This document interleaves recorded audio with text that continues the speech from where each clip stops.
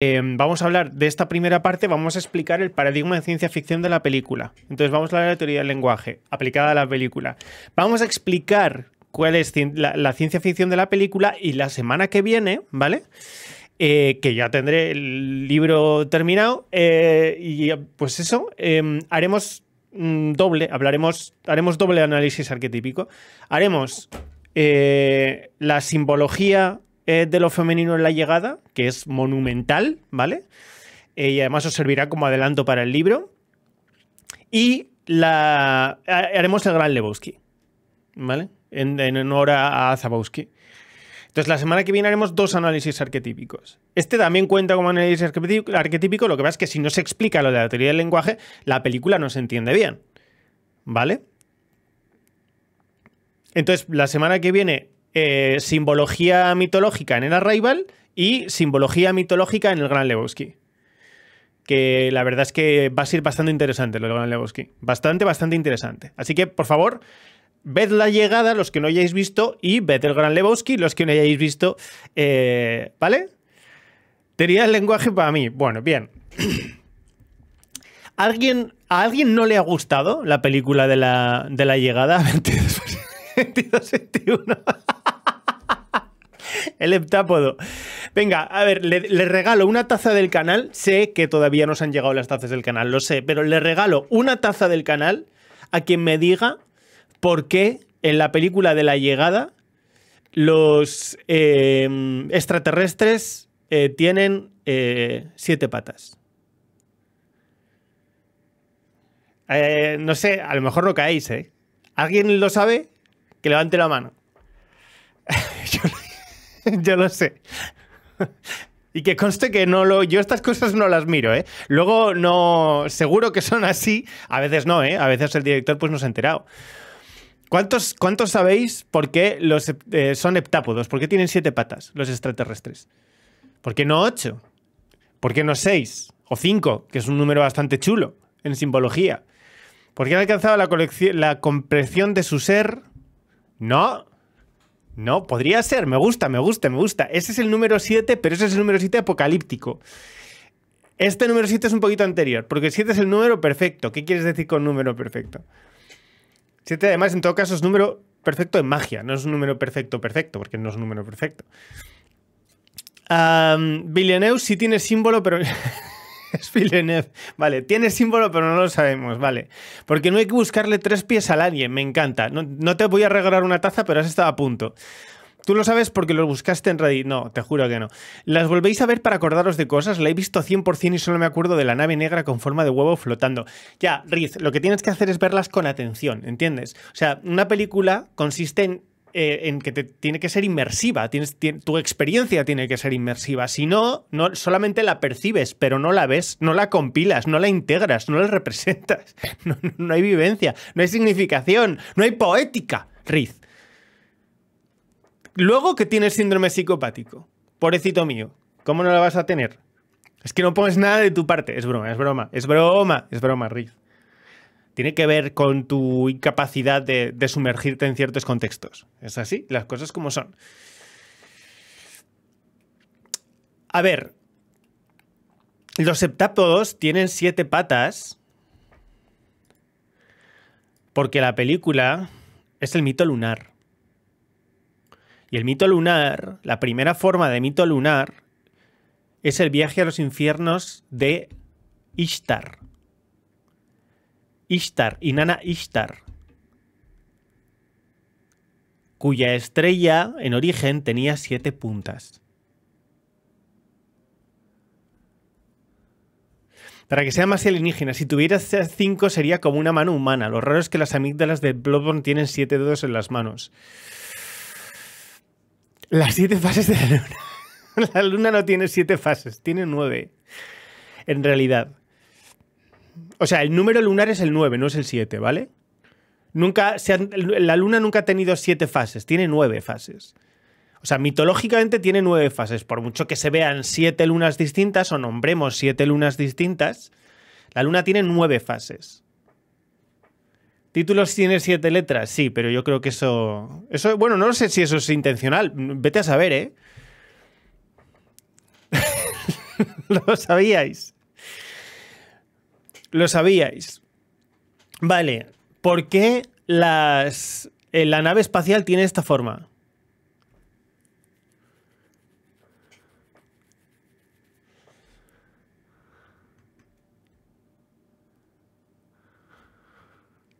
¿Quién sabe por qué la nave tiene esta forma?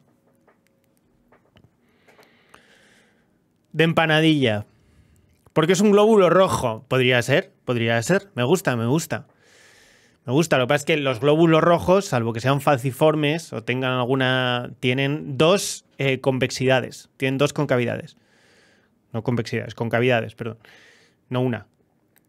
Dos, por ambos lados. Yo pensaba que la peli hablaba de cómo nuestras estructuras lingüísticas condicionan nuestra capacidad de percibir e interactuar con el mundo. Y ahora resulta que va de un mito lunar. No de un mito lunar. De el mito lunar. De lentilla gigante. ¿Por qué es una fase lunar? Claro, porque es una fase lunar. Porque es una fase lunar. ¿Vale? Bien, ¿y cuántas naves hay? ¿Cuántas naves hay? La luna es redonda. Gracias, Ángel. De hecho, es estrictamente esférica. Vale, ¿y qué es el número 12? ¿Por qué el número 12 es un número lunar?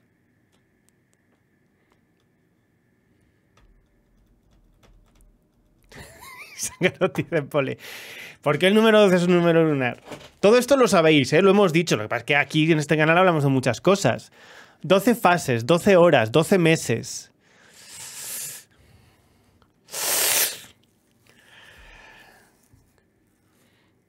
¿Cuál es la primera... el primer mito lunar cuál es? Ishtar. ¿Y qué número tiene Ishtar? 7. ¿El último mito lunar cuál es? ¿Cuál es el último mito lunar que existe? El mito lunar más... O sea, la mitología, dentro de que todo es el mismo mito lunar, pero ¿cuál es la mitología lunar, la última mitología lunar que existe? El Apocalipsis. El Apocalipsis. ¿Y cuál es el número de la diosa en el Apocalipsis? 12. 12 estrellas. Ahí está.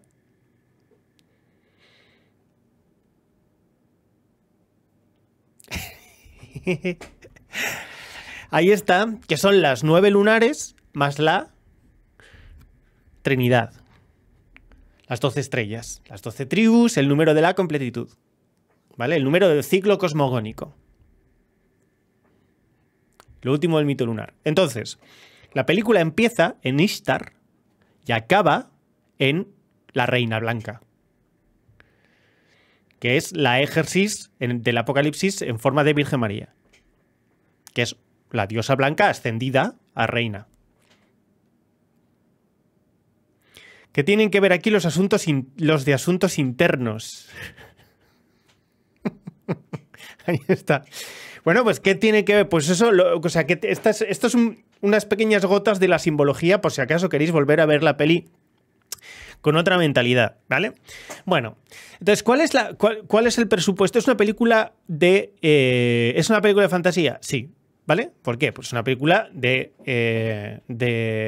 ciencia ficción, y la ciencia ficción es una forma de fantasía. ¿En qué consiste la fantasía? La fantasía es una forma de ficción en la que asumimos un presupuesto mágico. Es decir, que existe una posibilidad que es mágica, o sea, que tenemos que asumir como real. Y en fantasía, como en ciencia ficción, una tecnología lo suficientemente avanzada es indistinguible de la magia. Bien, pues en ciencia ficción, la fantasía, el presupuesto de ciencia ficción que caracteriza a las películas de ciencia ficción es el siguiente. Toda ciencia ficción tiene la estructura siguiente. Es que pasaría en el mundo si... Y aquí ponemos un presupuesto de ciencia ficción, que es la ficción sobre la ciencia. Entonces, en el presupuesto de ciencia ficción es si fuera científicamente posible esta relación. ¿Vale? Si asumimos como verdad tal cosa, un presupuesto, que vamos a llamar P. ¿Vale? ¿Por qué mundo está en corchetes? Bien, es buena pregunta. Mundo está en corchetes porque no tiene por qué ser el mundo actual. Mundo es el trasfondo de la película. Entonces, el mundo es el universo. ¿Qué significa universo? Nos referimos a universo fantástico. ¿Y qué es un universo fantástico? Es el trasfondo sobre el que se desarrolla la historia épica, es sobre el que se desarrolla el mito. Entonces, en una cosmogonía, mundo entre corchetes es la creación del todo. En una película de ciencia ficción, el mundo puede ser el mundo actual, un mundo futuro, un mundo pasado, un universo alternativo, una dimensión alternativa, una simulación, ¿vale? Entonces, ¿qué pasaría en un contexto dado que tiene que ver con normalmente el mundo actual, en el que un presupuesto científico-técnico se asume como verdadero y posible? ¿Vale?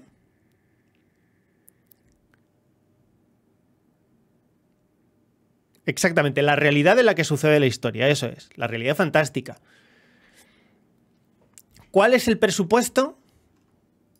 Que esto deberíais saberlo. ¿Cuál es el presupuesto que en Arrival damos como cierto? En Arrival, bueno, damos varios presupuestos, con muchos presupuestos como ciertos, ¿vale? Primero, voy a poner ya con otro color. Presupuestos de Arrival. Esperad que voy a ordenar esto un poco. Sí, ya sé que hay mucho texto, pero no os asustéis. Hay mucho texto, pero no os asustéis.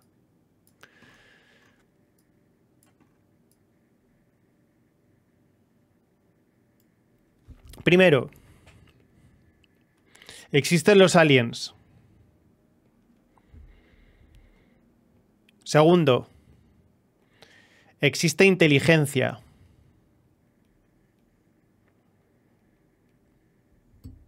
Una cuestión, a ver, Azabowski. Una cuestión, ¿se supone que todos los guionistas de las películas son entendidos en mitología universal como tú? ¿O es que de manera inconsciente imprime simbología arquetípica universal en su narración debido a sus representaciones mentales culturales? Las dos cosas. Te explico. A ver, un poco de todo. Las dos cosas, las tres cosas, un poco de todo y ninguna de las anteriores. Los arquetipos son parte de las estructuras inconscientes que dan sentido al mundo. Entonces, son parte del imaginario. Jung le llamó inconsciente colectivo. Nosotros le llamamos estructuras cognitivas imaginarias, ¿vale? De representación imaginaria. Entonces, dichas estructuras, que son imaginarias, pero es incorrecto, en el sistema 3Q es incorrecto decir que son imaginarias, tenemos que decir que son fantásticas, ¿vale? Son universales fantásticos. Bien. Esas estructuras arquetípicas son universales. Entonces, las historias son tanto más agradables en tanto te puedas identificar con ellas. Cuanto más te identifiques con ellas, más éxito tienen. Las formas, las estructuras narrativas que más fáciles son de identificarse, con las que más fáciles identificarse, son las estructuras arquetípicas. Esto es así, ¿vale? Tienes que asumir que es así. Yo te lo puedo, o sea, es demostrable, es falsable, pero tienes que asumir que es así.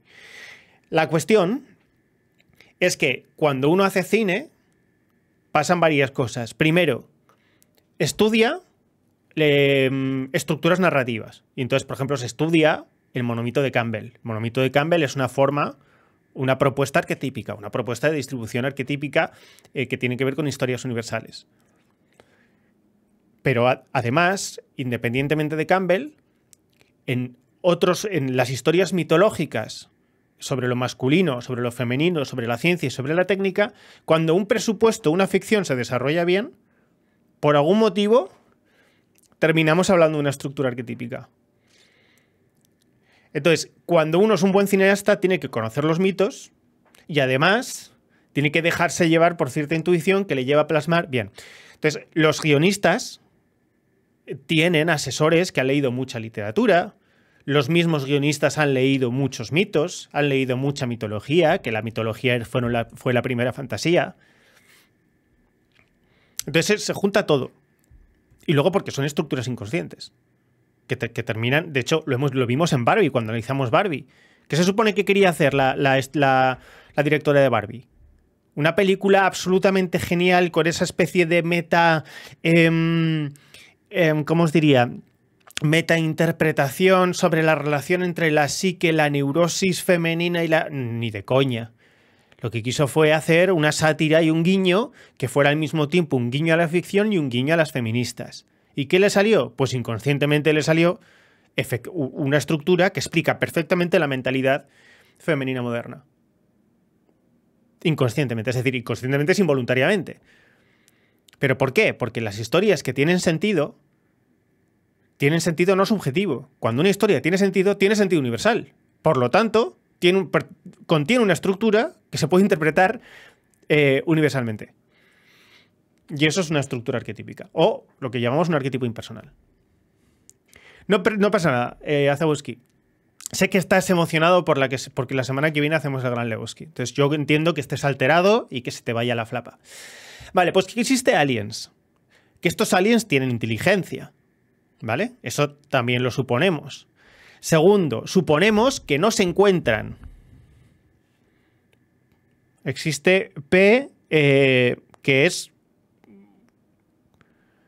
una conexión entre los humanos y los aliens, que es que nos encuentran, o sea, coexistimos y además quieren venir a nosotros. Y la última presunción, Dumbo. Apreciamos mucho tu trabajo. ¿Quién es? Me alegro mucho, muchísimas gracias. Muchísimas gracias, me hace mucha ilusión. En serio, 2 meses ya además. Bien, la última presunción, que es la más importante... A ver, las historias no tienen una estructura. La historia es la estructura. Una vez escrita, se ordena y reordena para que funcione. Uno sabe qué estructura narrativa está construyendo, pero generalmente es algo inherente a la historia que escribes. ¿Cómo va a ser algo inherente a una historia que escribes?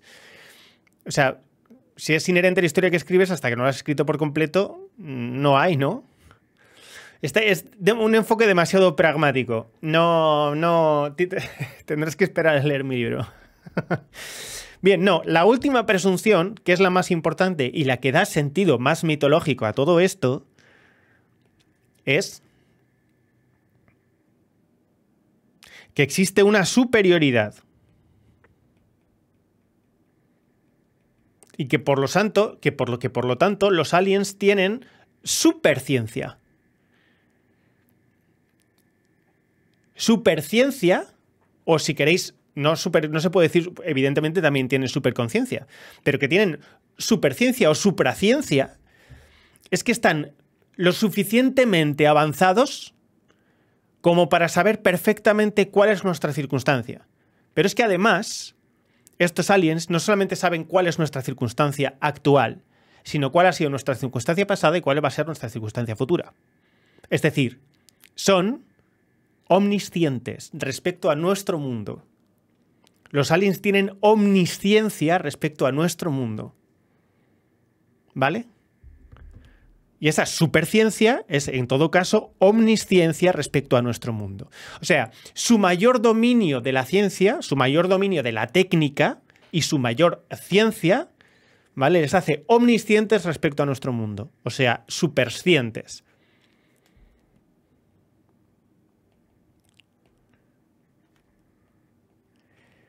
Omniscientes respecto a mundo. Estaba pensando en la historia como el guión. No. Ya lo sé, sí, ya lo sé. O sea, esa es la cuestión. Que estabas pensando en la historia como la narración, estrictamente hablando. Sí. O sea, yo te he entendido. Lo que pasa es que no puedo estar de acuerdo con las palabras porque no puedes decir entonces que las películas no tienen estructura. Claro que tienen estructura. O sea, cuando tienen sentido proyectivo es porque hay una estructura más allá de la historia estricta. Vale. Luego, si la película es malísima es porque no tiene nada más allá de la historia estricta. Porque no tiene una segunda lectura ni una tercera lectura. No tiene capas interpretativas, ¿no? No da lugar a poliinterpretaciones, si queréis. ¿En qué se diferencia la omnisciencia de los visitantes de la omnisciencia estricta? Vale, buena pregunta otra vez. Hoy estás luciéndote, Ángel, me gusta, me gusta. La omnisciencia de los visitantes de la omnisciencia estricta es que la omnisciencia sería Dios. Y la omnisciencia de estos visitantes es omnisciencia simplemente respecto a nuestra realidad. No sabemos si conocen el todo, solo conocen el todo respecto a lo que corresponde a nuestro mundo. Entonces, lo único que podemos decir con certeza, y lo único que nos importa porque sería lo único falsable, es que los aliens efectivamente conocen el todo respecto a nuestro mundo, son omniscientes respecto a nuestro mundo. ¿Pero eso en qué los convierte? ¿En qué les convierte? Les convierte en indistinguibles de un demiurgo. Casi en Dios. Dios sí que sería omnisciente puro, ¿no? Pero les convierte en algo indistinguible a un demiurgo. Es decir, en algo indistinguible a quien tendría el dominio absoluto sobre nosotros. Que estaría como una especie de una realidad por encima, que es el demiurgo. ¿Vale? En metafísica platónica, básicamente tenemos a Dios. Yo os cuento esto porque es importante y evidentemente tiene que ver con la puñetera película, porque es de lo que habla la puñetera película, ¿vale? Tenemos a Dios. De Dios emanan ciertas... no voy a decir palabras incorrectas, pero es para entendernos. Emanan ciertas circunstancias, esto se llaman emanaciones, que son manifestaciones de lo divino. Y una de esas manifestaciones de lo divino le llamamos demiurgo. Y voy a poner demiurgo entre paréntesis. O si queréis, con un asterisco, de asterisco. El demiurgo es el encargado de hacernos. ¿Veis cómo vamos metiendo el lenguaje en la explicación sobre una película de lenguaje? Vale. Los aliens son arcontes. Bueno, podría ser, o sea, los aliens son indistinguibles de un arconte demiurgo. DJ Fus dice arcontes porque un arconte es una especie de ángel, es una forma de ángel que está creada por Dios con una función relativa al cosmos. Por ejemplo, dependiendo de qué cuestión mitológica, de qué ámbito mitológico estemos hablando, los arcontes son emanaciones de Dios, o sea, ángeles de Dios, manos de Dios, formas de Dios, delegados de Dios, testaferros de Dios, que tienen todo el poder sobre un ámbito del cosmos. Uno puede ser el que es encargado de hacer, que tiene la misión de hacer a los humanos. La Tierra, el mundo de los humanos y lo humano, lo material. Otro tiene la función de hacer el tiempo. Otro tiene la función de hacer el espacio. Otro tiene la función de hacer las fuerzas. ¿Vale? Por cierto, para los que os gusta el rol, es de este tipo de neoplatonismo de donde salió la idea del juego de rol Mago la Ascensión. Las esferas son emanaciones, las emanaciones platónicas. Un demiurgo es una forma de ángel. No. A ver, vamos a ver. ¿Recordáis la película de Prometheus? Prometheus es una película que va sobre qué pasaría si, ¿vale?, los aliens fueran nuestros demiurgos estrictos. Aquí no va de que los aliens son nuestros demiurgos. Aquí va de que los aliens son indistinguibles de los demiurgos. Es decir, indistinguibles de una jerarquía superior. Por lo menos están entre nosotros y Dios. Por encima de nosotros y por debajo de Dios, por lo menos. Entonces, en el intervalo en que estamos aquí nosotros, que somos la unidad. Uy, que no me veis. Aquí nosotros, que somos la unidad. Y aquí Dios, que es el infinito. Los demiurgos están en algún punto de este intervalo. Esa es la cuestión. Ángeles, demiurgos, emanaciones divinas, creadores, enviados, Dios mismo, no lo sabemos, pero por lo menos están comprendidos en este intervalo abierto. Perdón. 1, infinito.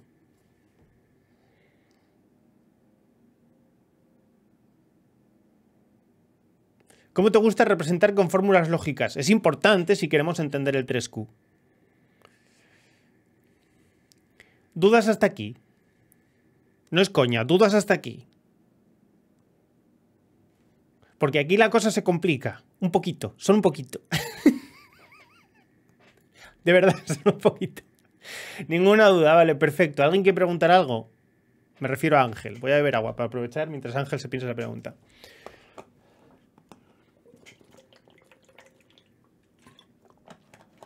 No, Fatsman. Pero es una buena pregunta también. A ver.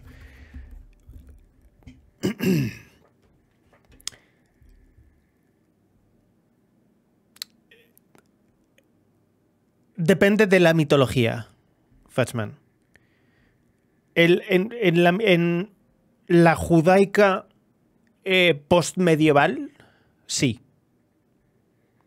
Hay algo muy parecido al verbo, que sería lo demiúrgico, que se corresponde con keter, ¿vale? Que es una emanación en la judaica, que la cábala, que es donde se corresponden las... Esto lo explicamos hace unas semanas. La cábala judía, keter, es la emanación que representa el verbo, el regidor, aquel que ordena. Aquel que ordena es aquel que emite el verbo, ¿no? Entonces el verbo. Lo que pasa es que en la mitología cristiana, no. El verbo es lo mismo que Dios, ¿vale? En la mitología cristiana no hay pasos intermedios entre los hombres y Dios.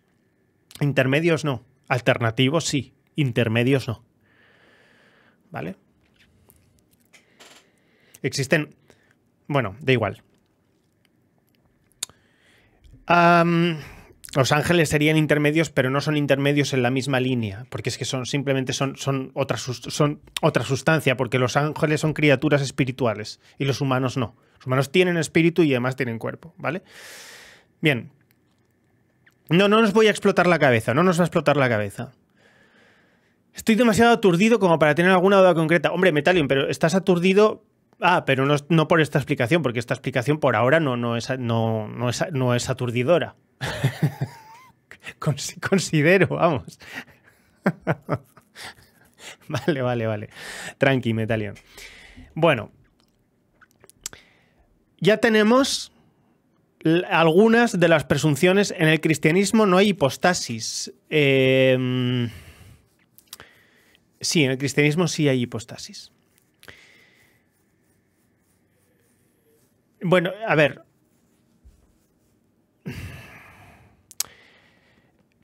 Pero es que no es... Claro, o sea, como dice Fatsman, es que no, lo que pasa es que tiene otra gramática.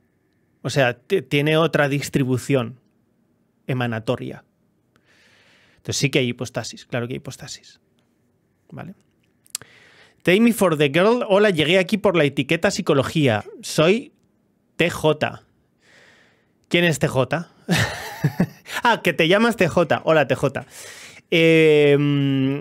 Perfecto. Bien, pues bienvenido. ¿Qué estaba diciendo? Ah, sí, ya tenemos las presunciones un poco más de fondo. Falta una. ¿Cuál es la presunción más importante de esta película? El presupuesto de ciencia ficción más importante de esta película. Entonces, tenemos que la última ficción que es necesaria para desarrollar esta peli. La capacidad del lenguaje respecto a la realidad. ¿Cómo se llama eso? La relación entre el lenguaje y la realidad. ¿Cómo se llama eso? Eso se llama hipótesis de Sapir-Whorf. Se llama. Hipótesis Sapir-Whorf. ¿Vale? ¿Cuál es la hipótesis de Sapir-Whorf?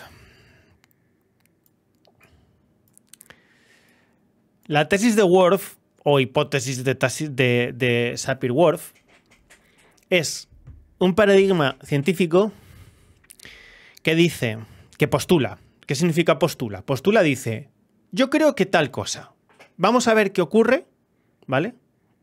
Si suponiendo esto, hacemos ciencia como si esto fuera cierto, hasta que encontremos el motivo por el que esto no es cierto, que es básicamente cómo funciona lo que podríamos decir el método científico, si es que existe algo como el método científico, ¿vale? Que en realidad no es exactamente un método, porque no es una metodología. Simplemente yo diría que es una forma de ordenación de acciones respecto a presupuestos, que quieren comprender el mundo físico. Eso es el método científico. Es la relación entre conductas, entre actos y presupuestos cuando se quiere entender el mundo físico. Lo que pasa es que se relega a pequeños paradigmas experimentales. Entonces, muy difícil definir el método científico porque es un poco mito. El método científico es un poco mito. ¿Qué quiere decir un poco mito? ¿Que sea mentira? No. Simplemente quiere decir que en parte hay muchas presunciones sobre que, por ejemplo, ¿qué es un método? ¿Tiene una metodología? Una no. Tiene que aplicarse una metodología, pero no es una metodología, sino que aplica metodologías, ¿vale? ¿Tiene que ver con la ciencia? Bueno, en cierto sentido. ¿Es la ciencia? No. La ciencia es una cosa, el método científico es otra, la práctica es otra, la prueba y error es otra, ¿vale? Entonces, por eso es un poco mito, simplemente porque es un término en el que entran muchos conceptos difusos. Aquí les llamamos conceptos difusos. ¿Qué es un concepto difuso? Algo que nos suena a algo, que sabemos todos a lo que nos referimos, pero que no está filosóficamente bien desarrollado. Perfecto. Entonces, la tesis de Sapir-Whorf es una tesis, un presupuesto, una presunción que dice, ¿y si? Bien, pues esta presunción, que se divide en su forma blanda y su forma estricta o dura o fuerte, ¿vale? Zabowski, gracias por ese tiene 1 a TJ. Dice lo siguiente. El lenguaje determina, no sabemos cómo, pero determina, al menos en algo, el pensamiento.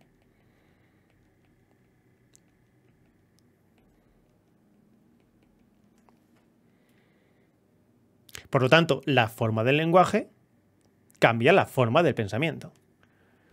Entendiendo eso de forma como que si cambia algo del lenguaje, cambia algo del pensamiento. Y que por lo tanto el pensamiento se elabora causalmente con respecto a cómo se piensa. Esa es la hipótesis de Sapir-Whorf. La versión blanda, ¿vale?, es que cambios en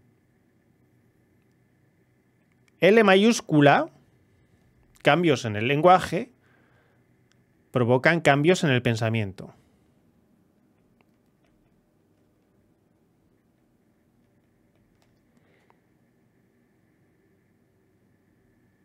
La hipótesis dura dice que cambios en el lenguaje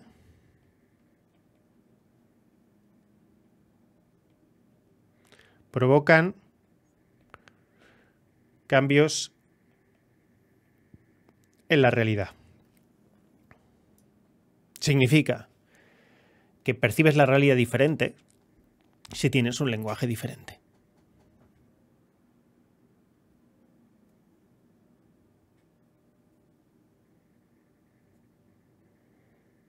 Decidme si se ha entendido. La forma blanda. Si cambias el lenguaje, cambiará en algo tu forma de pensar. Que en cierto sentido algo tiene, porque el lenguaje, antes de ser lenguaje, es pensamiento. ¿Vale? Eso decimos los cognitivistas. Como veremos, no todo el mundo piensa igual.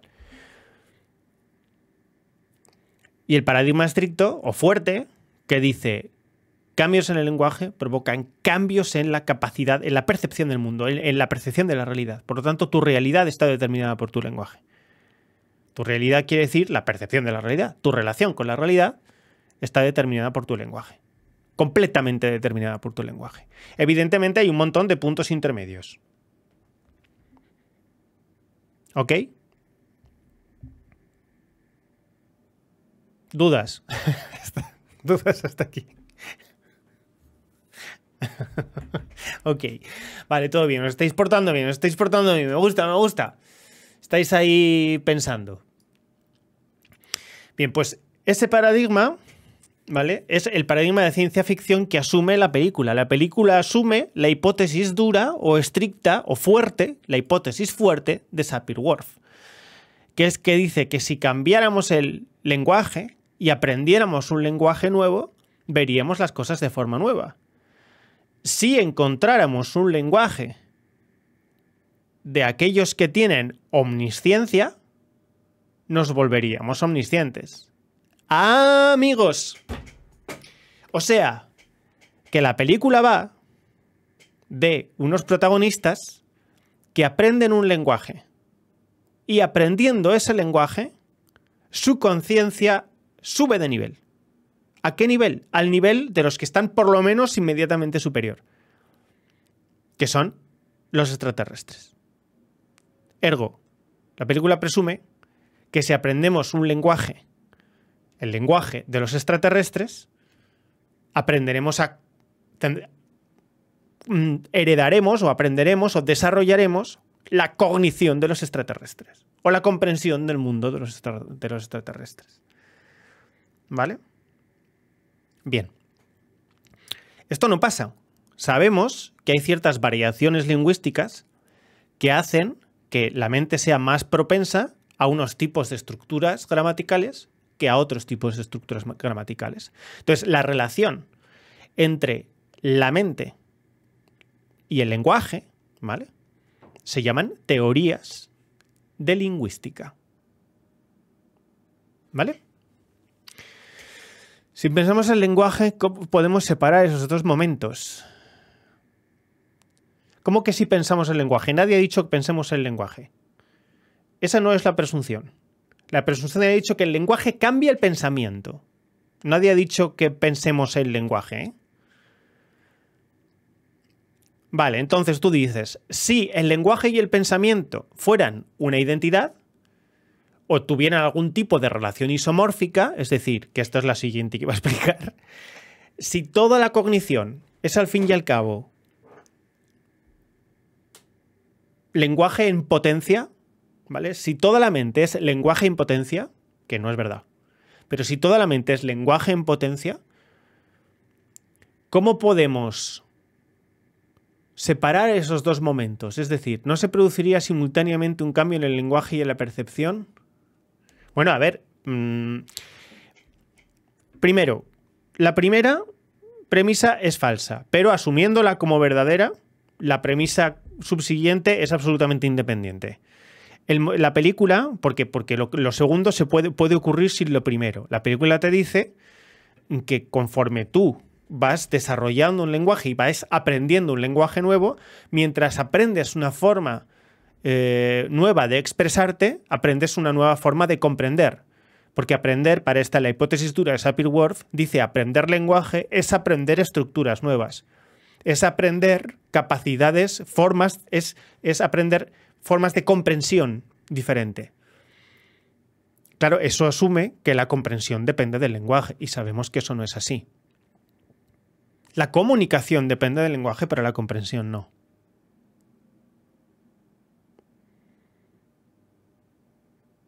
Hay toda una escuela magufa, como bien dice Rapaza, que es la PNL. La PNL, o programación neurolingüística, te dice que tu estado interno, ¿vale?, se puede modificar mediante la modificación del lenguaje.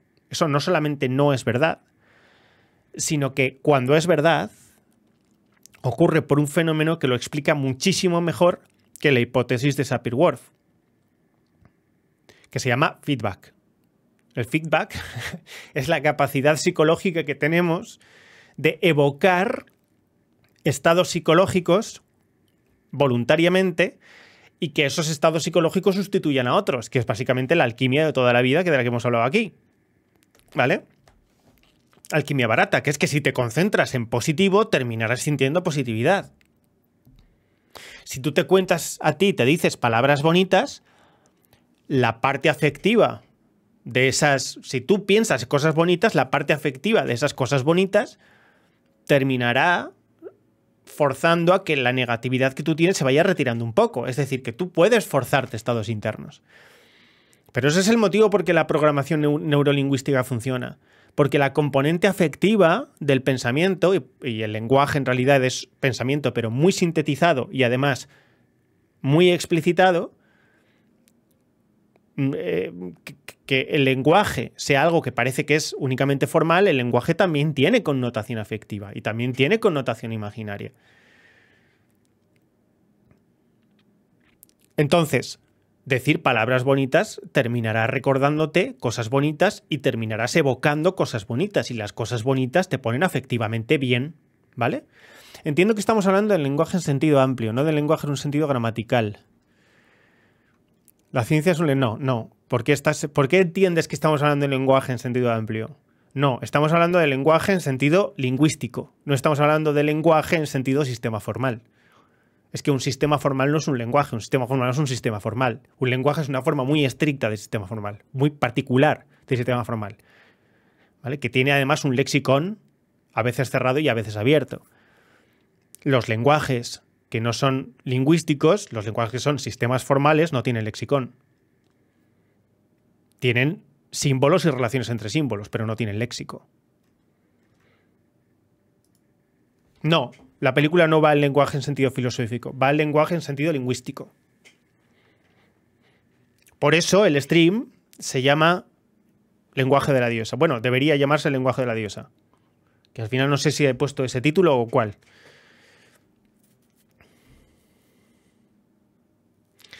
Programación neurolingüística cuántica del séptimo chakra. ¿Podríamos añadir un contador de las veces que Proxy dice formal? Podríamos. Y después podemos compararlo con las veces que lo dice Rubén Gisbert. ¿Por qué sería alternativa no magufa? ¿Qué sería la alternativa no magufa del PNL? Autosugestión. He pensado que, por ejemplo, a los profesores habría que darles clases de cómo hablarles a los niños y pensé que eso era el PNL. No. Eso sería asertividad, comunicación, retórica, comunicativa, pero eso no tiene que ver con el PNL.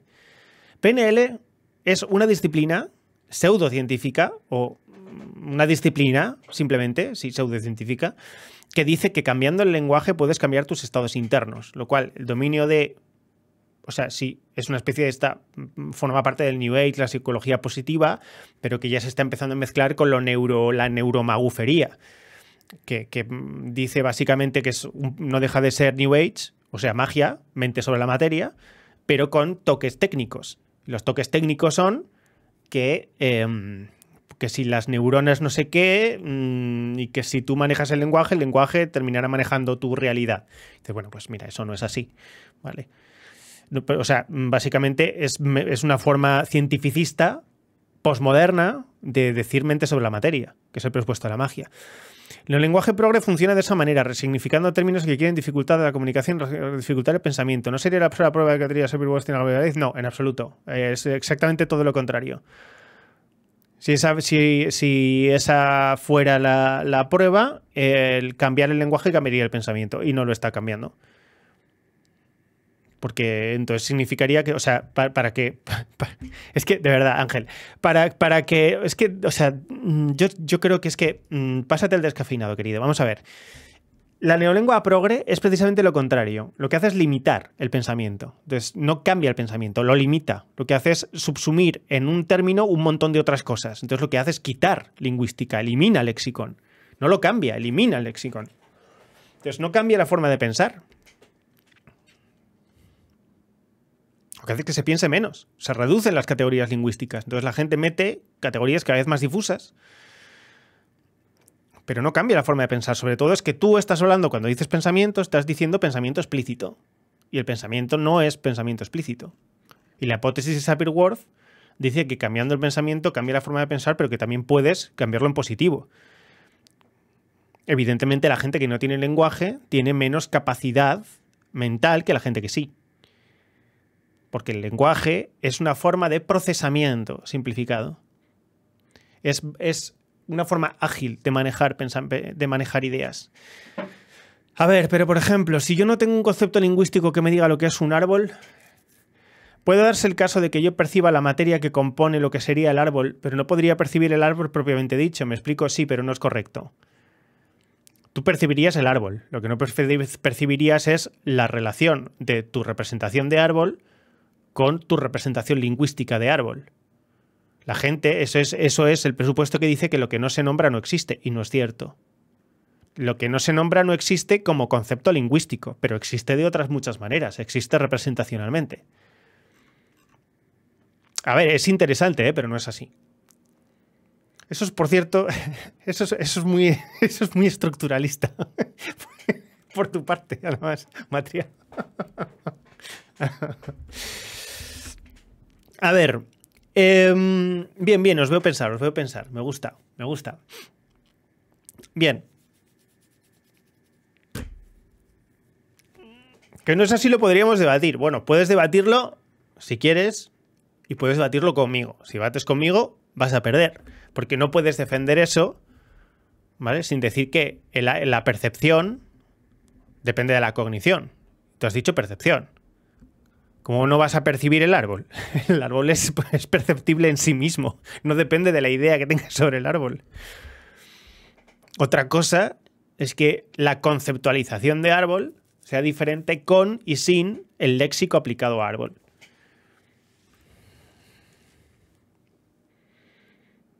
Estas pajas leen los progres.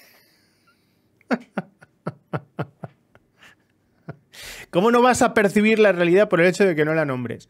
¿No ves que eso sería estructuralismo constructivista fuerte, puro? No tiene sentido. Eso, ¿no ves qué significa que si una persona no tiene nombre, no la conoces? Y eso no es verdad. No puede ser verdad en ningún momento. ¿En qué asignatura digamos que habría que enseñar a los profesores para que vigilen su lenguaje con los alumnos? ¿Cómo que para que vigilen? ¿Cómo? ¿Qué? ¿Dumbita? ¿Cómo? ¿Qué de asignatura habría que enseñar a los profesores para que vigilen? ¿A qué te refieres con vigilen su lenguaje? O sea, ¿cómo te gustaría que el lenguaje fuera? ¿Cómo te gustaría que fuera el lenguaje de los profesores con los alumnos? Es el que nos dice en lingüística la percepción de la realidad. ¿Cómo? ¿Ves las frases sin sujeto? No soporto que pongáis frases sin sujeto. No las entiendo. ¿No te recuerda la teoría Sapir-Whorf al pensamiento judío de que el idioma controla la realidad? Bueno, un poco más o menos. Lo que pasa es que tienes que tener en cuenta, Ángel, que en cierto sentido, en un lenguaje ideográfico hay más contenido representacional vinculado al lenguaje. Entonces, los lenguajes ideográficos son más dependientes de las representaciones. Hay lenguajes no ideográficos, como el nuestro, no es ideográfico. Las palabras simplemente son símbolos arbitrarios de su significación. Y tienen además significado que normalmente es unívoco, a no ser que haya polisemia. O sea, las palabras significan una cosa y hemos asignado esa palabra a esa cosa. Pero no tienen... no son ideográficos. Sin embargo, el kanji es ideográfico. El kanji tiene una representación imaginaria contenida en el kanji, aparte de una serie de significados lingüísticos. Es decir, tiene unas funciones semánticas que tienen que ver con el resto de palabras, pero tiene una semántica encarnada, se llama, como diría George Lakoff, encarnada en el mismo kanji. Entonces, hay algunos lenguajes que están más integrados en representaciones, en qualias, en representación. Entonces, hay lenguajes que son más representacionales y lenguajes que son menos representacionales. Porque hay lenguajes que tienen más contenido representacional y lenguajes que tienen menos contenido representacional.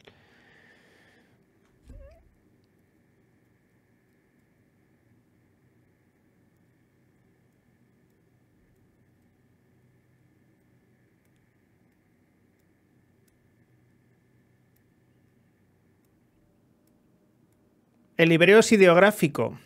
El hebreo es ideográfico, sí.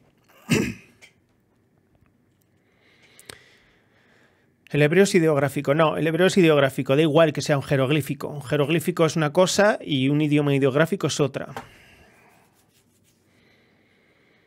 Que no les digan a los alumnos que no valen para nada o les hagan sentir inferiores o algún lenguaje que sea más alentador.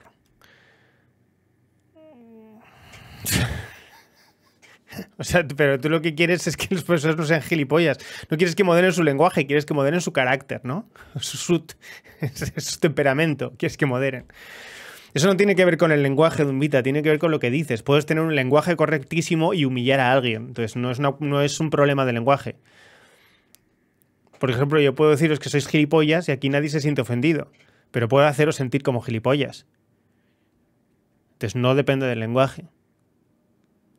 Depende del contenido representacional que yo consigo que haya en sus cabezas. Es como empiezan las lenguas, siendo más representacional hasta la aparición del alfabeto. Sí. Entonces hay lenguas que tienen más representación y lenguas que menos.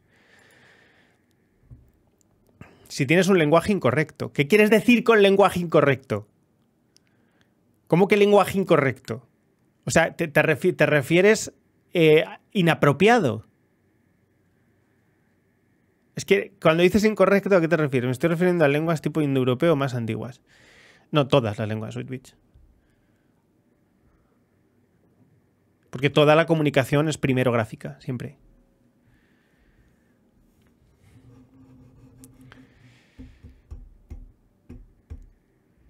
Otra cosa es que la ideografía haga que algunos lenguajes puedan tener significaciones y símbolos aparejados a las significaciones sin vínculo.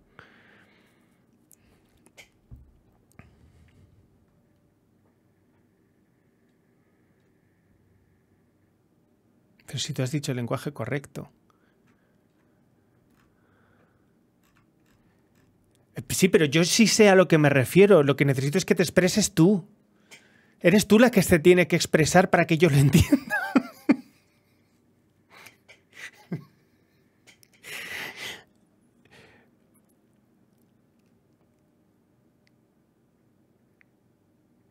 A veces pienso que no entendemos a Proxy porque habla muy fisno y él a nosotros tampoco porque hablamos en gilipollas.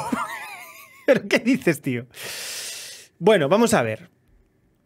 Vamos a continuar. Vamos a ver qué teorías lingüísticas hay y si nos aclaramos un poco, ¿vale? Venga, primero vamos con el estructuralismo. Estructuralismo es una teoría lingüística, un modelo lingüístico, una teoría del lenguaje. Me gusta llamarlas teorías del lenguaje porque se entienden mejor. Que es así muy como de Matria, ¿no? Matria es como muy estructuralista, por ejemplo. Entonces, Matria y otros estructuralistas dicen, como Saussure, creo que es Saussure, y Jacobson dicen que el lenguaje tiene una estructura propia, ¿vale? El lenguaje tiene unas estructuras inmediatas, que es que se ordenan, los símbolos se ordenan entre sí. Pero no es más que un sistema de signos arbitrarios respecto a las representaciones a las que apelan.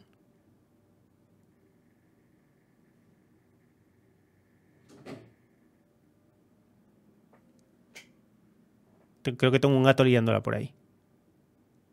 Bien. Por lo tanto, lo único importante es la estructura interna del lenguaje y esta estructura interna del lenguaje, porque a mí me gusta decir propia, ¿vale? Estructura propia del lenguaje, que es la estructura que depende únicamente de los elementos estrictos del lenguaje, explícitos del lenguaje, o sea, palabras y relaciones entre palabras. Que eso es lo importante. Y el lenguaje se limita a los signos y las relaciones entre signos. El lenguaje no tiene nada que ver con las representaciones aparejadas. Bien. Entonces dice, lenguajes son estructuras. Si queremos analizar y comprender el lenguaje, tenemos que estudiar el lenguaje como una serie de estructuras gramaticales. ¿Vale? Bien. Entonces, lo único que tiene sentido para el estructuralismo es la forma y la posición de los símbolos entre sí. Por ejemplo, para el estructuralismo tiene más importancia lo que más se repite. Dicho pronto y mal. El estructuralismo diría que la importancia de las cosas depende de cuántas veces aparecen en el lenguaje. Y que por lo tanto eso es lo que es importante, porque es lo que se manifiesta. Y sin embargo, otros, los cognitivistas u otros que vamos a ver ahora, diríamos que eso no es cierto porque la importancia de algo no tiene que ver con las veces que se explicita, sino con la intensidad aparejada a esa explicitación. Como por ejemplo, puedes decir no. Te has dicho no 12 veces. Pero también puedes decir, mira, no. Lo has dicho una vez y, sin embargo, es mucho más contundente la segunda. Por lo tanto, la importancia lingüística no depende de la forma del lenguaje, sino que depende de otras cosas que son inherentes al lenguaje, parte del lenguaje, pero que no son los signos y los símbolos en sí mismos. ¿Vale? ¿Ok? Bien. Luego, como dice Matria, pues dice que los estructuralistas dicen que el lenguaje tiene una relación con la realidad, pero no es una relación representacional. Entonces, para eso tendrían que demostrar que existen relaciones no representacionales, cosa que no es posible, porque todas las relaciones son representacionales porque el término relación apela a una representación, porque la relación es un proceso cognitivo, solo cognitivo. Bien. 2. Funcionalismo. Y aquí empezamos con la primera de las 3 teorías que diríamos, a mí me gusta llamar teorías sociológicas del lenguaje, que son funcionalismo. Dice que el lenguaje se adapta a las necesidades comunicativas de los hablantes. Por lo tanto, el lenguaje expresa o permite entrever cuáles son las necesidades de comunicación de los hablantes. Así que el lenguaje es una consecuencia de la pulsión del hablante que se manifiesta en el lenguaje. Ergo, el lenguaje es una manifestación de las necesidades. La estructura del lenguaje será propia de las necesidades del hablante. Entonces se entrevé en el lenguaje cuál es la voluntad del hablante. ¿Ok?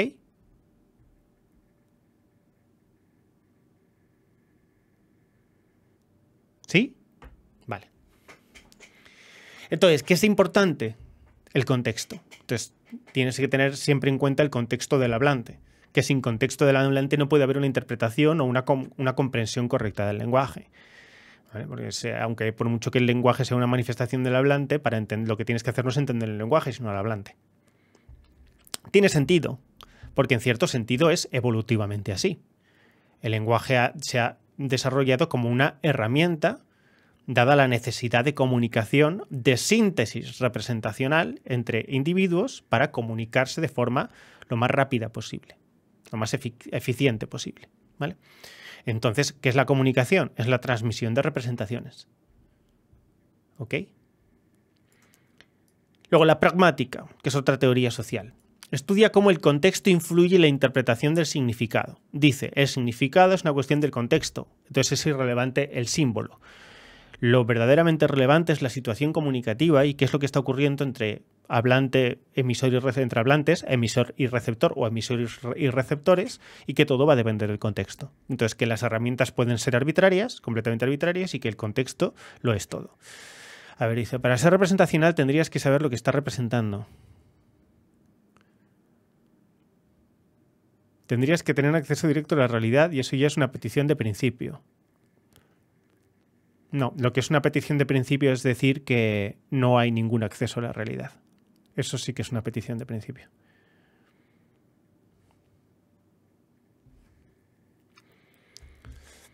Por lo tanto, el representacionalismo es autorreferencial. Ya, pues si es entonces es autorreferencial, es contradictorio.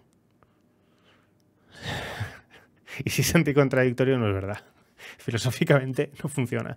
No se puede saber si se está representando algo a lo que no se tiene acceso directo. Bueno, pues eso es casi es nihilismo cognitivo. Es como mirar una foto de alguien que no conoces y decir si esa foto es de esa persona. Es que mezcláis, lo siento, pero esa frase, ese ejemplo no me vale. Supongo que tú no, pero esa frase mezcla categorías cognitivas con categorías ónticas, con ontológicas, con fenomenológicas, con... No sé, eso es un poco barra libre, ¿no? Me suena un poco a barra libre. Y dices, no. O sea, vamos a ver. Si el estructuralismo dice que no se puede decir que se tenga relación con la realidad, ¿me puedes explicar entonces cómo el lenguaje cumple función comunicativa? ¿Cómo no va a haber relación con la realidad si hay relación con los otros? ¿Dónde están los otros, pues?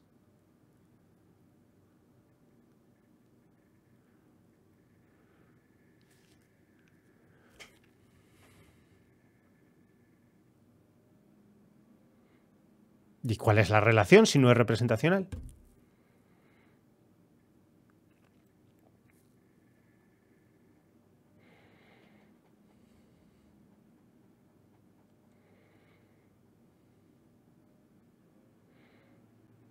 Pero herramienta que conecta ¿qué con qué? Resuelve problemas. Endo, no solamente es una endoherramienta, endoresolutiva. Eso no puede ser.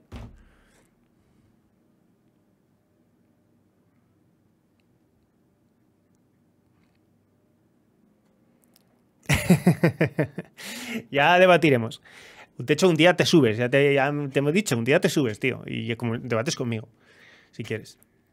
Bueno, entonces la pragmática es el contexto del lenguaje. Ahí dice que lo importante del lenguaje es cómo, bueno, da igual, la relación del lenguaje y el contexto. A mí es que no me gusta nada. Las teorías sociológicas me parece que mezclan cosas, ¿vale?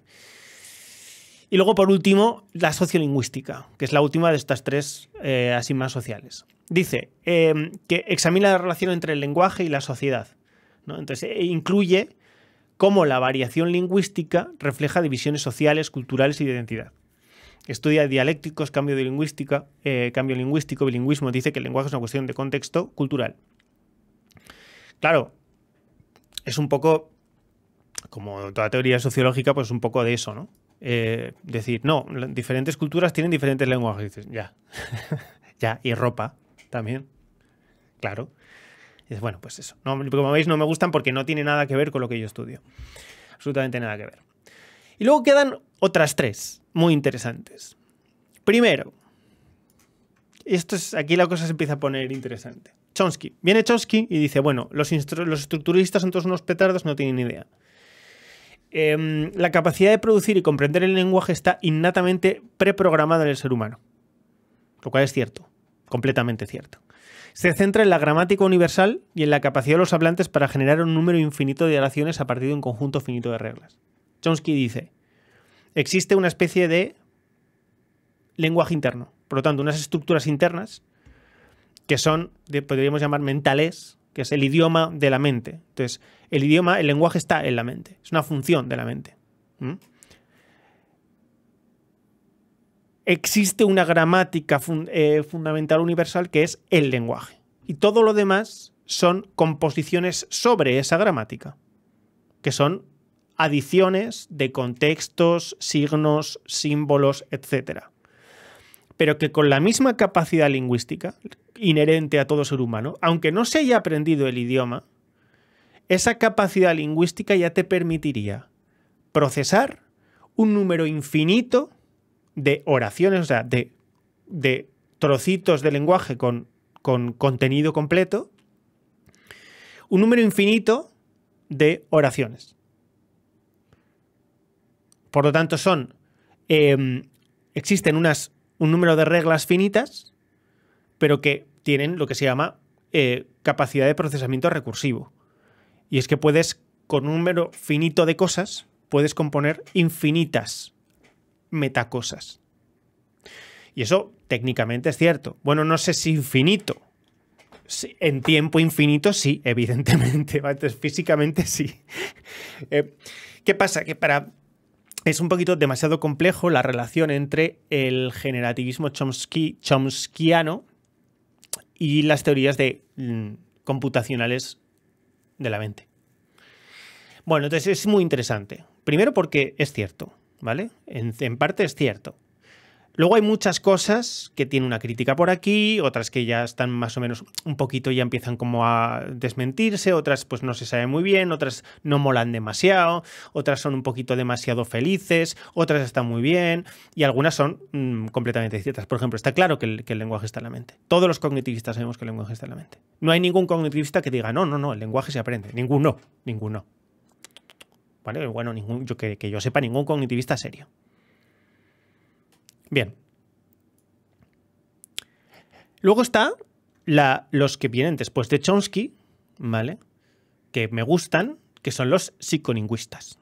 ¿Quiénes son psicolingüistas? Pues fundamentalmente todos los psicólogos que han sido discípulos de Chomsky y no son exactamente chomskistas, ¿vale? O chomskianos, son psicolingüistas. Por ejemplo, Pinker. Pinker es psicolingüista, ¿vale? Dice... bueno, supongo que ahora será un poco más cognitivista, porque ahora la cosa está ya un poco más avanzada en ese sentido. Pero dice, los procesos psicológicos y neurológicos son los que permiten adquirir, usar y entender el lenguaje. ¿Vale? Hay psicolingüistas más hacia Chomsky y psicolingüistas menos hacia Chomsky. Entonces, los psicolingüistas dicen, el lenguaje es una función psicológica. Y como una función psicológica, tiene una parte inherente, una parte que se adquiere y una parte que depende de tu capacidad, ¿vale? y que tú desarrollarás más o menos. Tiene una parte inherente, una desarrollable y luego tú tienes una capacidad del uso del lenguaje. Ok.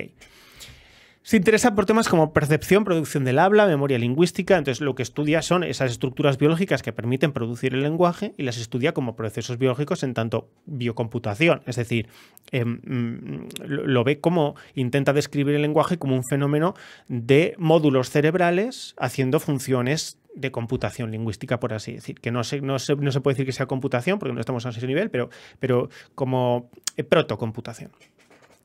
A ver, si dices que hay que añadir el concepto que viene a ser de habla, que hay que diferenciarlo de lengua. La lengua es el código que se aprende para que podamos hablar y usar el lenguaje. ¿Por qué hay que añadir eso? ¿Dónde hay que añadir eso? ¿A qué?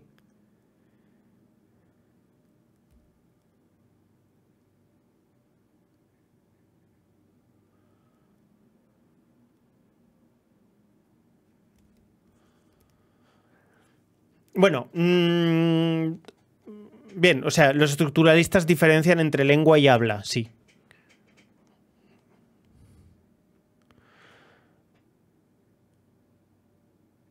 Si el lenguaje es inherente al ser humano, el lenguaje se usa de forma codificada. Se usa de forma codificada.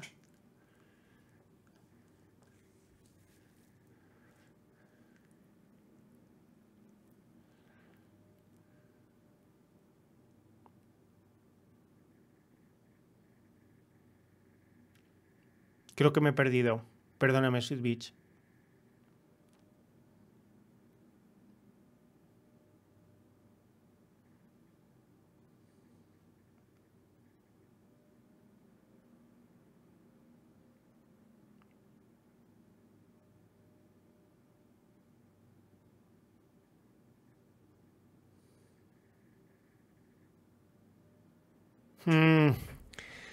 Bien, o sea, pero quiero decir, eso sí que lo hemos dicho, o sea,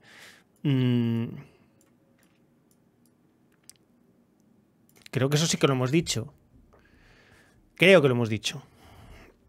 Bueno, y la última, que es como la más próxima a proxy, ¿vale? Que es la lingüística cognitiva. Cuyos exponentes son Lakoff, me gusta muchísimo Lakoff, es un poquito difícil de entender, demasiado difícil de entender. ¿Qué dices? Vamos a ver. De hecho, ¿sabéis cuál es el problema de Lakoff? Lakoff tiene una cosa que se llama teoría de modelos cognitivos, ¿vale? El problema de Lakoff es un biolingüista. Entonces te dice que el lenguaje se corresponde con ciertas características biológicas. Entonces, evidentemente es como proxy, o sea, te dice que existen categorías biológicas, que se pueden identificar categorías biológicas que son isomórficas. No, isomórficas no, perdón, son...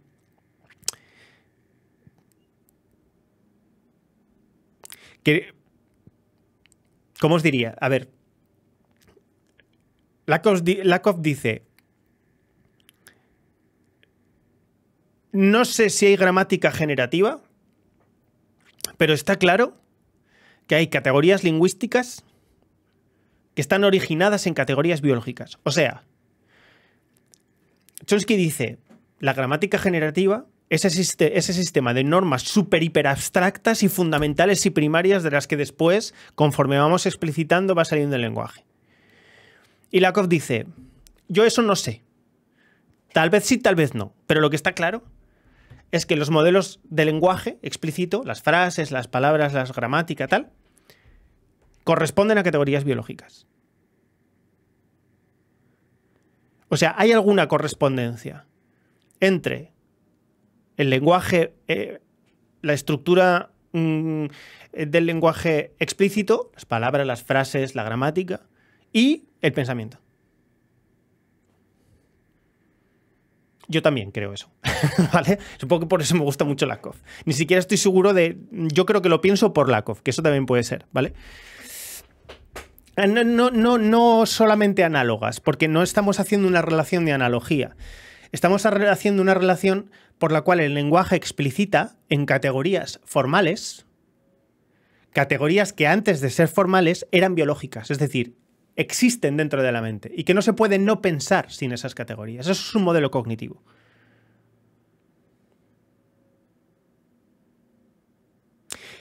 Es que se llaman modelos cognitivos, ¿sabes? A Vygotsky no son ni acciones, ni entidades, ni modificaciones, ni características, ni siquiera son relaciones, son modelos cognitivos. Algún tipo de estructura que relaciona la cognición pura con el lenguaje. Entonces, que el lenguaje es como una forma externa de una forma interna previa. A ver, no sé, eso no sé si él estaría de acuerdo en que decirlo así, pero eso es lo que te digo yo. Y yo he aprendido con Lakoff y con Peterson. ¿Vale? Entonces créeme a mí. ¿Cuáles categorías biológicas? Ah, amigo. Pues esa es la madre del cordero. Esa es la madre del cordero. Se enfoca en cómo el pensamiento y la percepción influyen en el uso del lenguaje. Explora la relación entre la lingüística y el conocimiento conceptual. ¿Qué es el conocimiento conceptual? Pues que hay conceptos que se comprenden y se conocen sin necesidad de que haya un lenguaje, pero que se expresan y explicitan mediante el lenguaje. Como existe el conocimiento conceptual, ¿vale?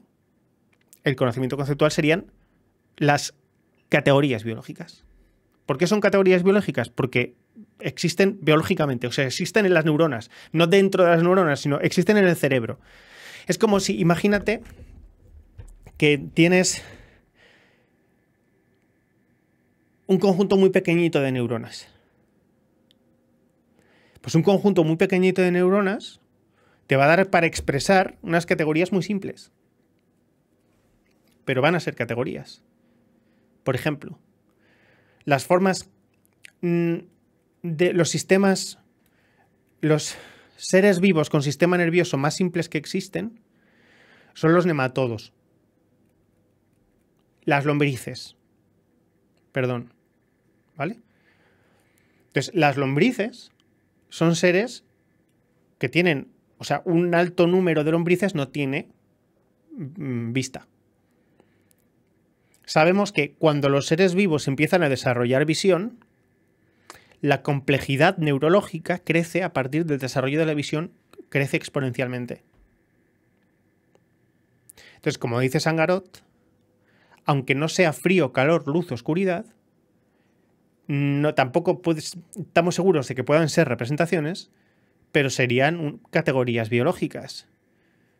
Que es que existe una percepción y por lo tanto existe una computación interna en la que hay una relación directa de esa categoría biológica con la realidad, que es que si las neuronas están en esta posición, es que la lombriz está sintiendo frío y por lo tanto tiene que cambiar de dirección. Si las neuronas están en esta posición, es que la lombriz está sintiendo calor. Entonces, a lo mejor la lombriz solamente tiene dos posiciones. Bueno, en realidad tiene tres posiciones, que son si está más arriba o más abajo, que lo sabe por la proximidad al frío, al calor, o al oxígeno, a la química del ambiente. Y, bueno, vamos a suponer que ya está. Que los lombrices solamente necesitan saber, adelante, o sea, muévete, párate, ve arriba y ve abajo, ya está. Y bueno, muévete, párate, o ve arriba, abajo, derecha, izquierda. Y bueno, pues el sentido, la dirección en la que se tiene que mover es una categoría biológica. ¿Vale? Y muévete, párate sería lo más parecido al buscar miedo, al buscar terror de los humanos.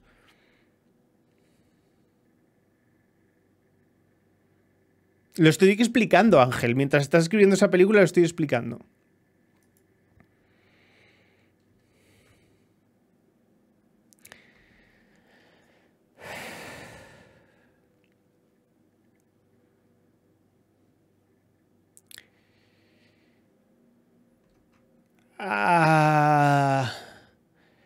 No sé si decía que determinan la forma en que percibe y actúa sobre el mundo. No sé si esa frase es correcta, pero sí, Lakoff dice que las metáforas que utiliza el ser humano para conformar su sistema conceptual configuran el mundo interno y eso en sí mismo es la relación con el mundo interno. Pero yo no diría que determinan la forma en la que percibe y actúa sobre el mundo. Yo no diría eso. No sé si Lakoff dice exactamente eso, yo no he entendido así. Sino que los modelos mentales son la relación del individuo con el mundo, mapas mentales. En Peterson son mapas de sentido, porque Peterson es más junguiano. Porque la metáfora para él va más allá de ser un aspecto formal del lenguaje. Sí. Metáfora, es que no es metáfora, que es que son modelos cognitivos, coño. Que es que os lo estoy diciendo, se llaman modelos cognitivos. Entonces no son metáforas, son modelos cognitivos.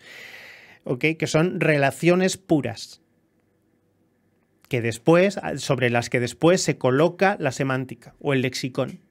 O sea, las palabras. Pero existen conceptos previos a las palabras. Que ese es el motivo porque no tiene mucho sentido, o al menos esta es la crítica al estructuralismo, que dicen que no, sin lenguaje no hay pensamiento. ¿Vale? Y hay otro estructuralismo que te dice que el lenguaje es endógeno, que empieza y acaba en el interior y que no tiene relación representacional con el exterior. Yo no me gusta. Los filólogos lo estudiamos con metáfora. Puede, no sé. Yo Lakoff lo he leído en inglés. Entonces, a lo mejor por eso no recuerdo esas cosas, esas frases o esas palabras, ¿sabes? Me duele mucho el ojo. Vale.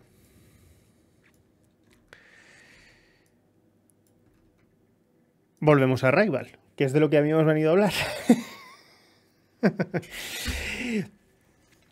¿Qué dice Arrival? Bueno, da igual, ya os contaré. La semana que viene os cuento una pequeña crisis que tengo con... Bueno, no es una crisis, sino que es una mini angustia que tengo sobre el 3Q. Ay, señor. Perdón. Ah, sí, la peli, a lo que veníamos. ¿Qué ocurre? Una experta en lingüística, ¿vale?, es reclutada para intentar interpretar el lenguaje de los extraterrestres. Aquí hay un pequeño fallo cognitivo, o una pequeña presunción cognitiva, que no sé si podríamos llamarla presunción de ciencia ficción o no. Os explico por qué. Están presumiendo, no sé si porque hacen ese salto, porque creen que es así, que un lenguaje superior podría ser comprendido por nosotros. O sea, los lenguajes tienen, como las representaciones, un nivel de complejidad. Porque la mente tiene diferentes niveles de complejidad. Porque el pensamiento de un perro y el pensamiento de un humano no es igual de complejo. ¿Vale? Entonces, existen saltos de complejidad conforme aumentan cosas como la masa cerebral, la edad. Existen profundidades de pensamiento o complejidad representacional. Y eso depende en un alto grado de las estructuras cognitivas que se tienen. Entonces, ¿qué ocurre? Que nosotros creemos, no sé si lo sabemos, porque no lo sé, ¿vale?